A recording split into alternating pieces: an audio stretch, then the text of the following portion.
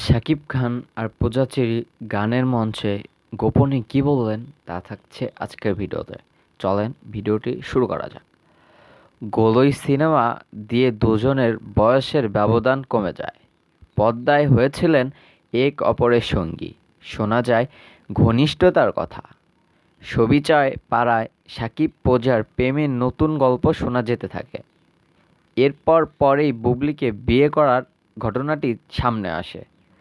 পূজা ও সাকিবের দূরত্ব তৈরি হয়ে যায়। পূজা নিজেই ভুল বুঝতে পেরে জাস্ট মিডিয়ায় ফিরে যান। এ নিয়ে ফেসবুকে পোস্টও দেন। সাকিব পূজার মাঝে ব্যবধান দীর্ঘ হয়ে যায়, কিন্তু সে ব্যবধান যেন কমে এলো। শাকিব খান অভিনয়ের পাশাপাশি ইতিমধ্যে ব্যবসায়ী হিসেবে আত্মপ্রকাশ করেছেন। ঘটনাটি ফুলি ভুয়া। এই ঘটনাটি সত্য নয়। সাকিব আর পূজার মধ্যে কোনো প্রেমের কোনো রিলেশনের কোনো সম্পর্কই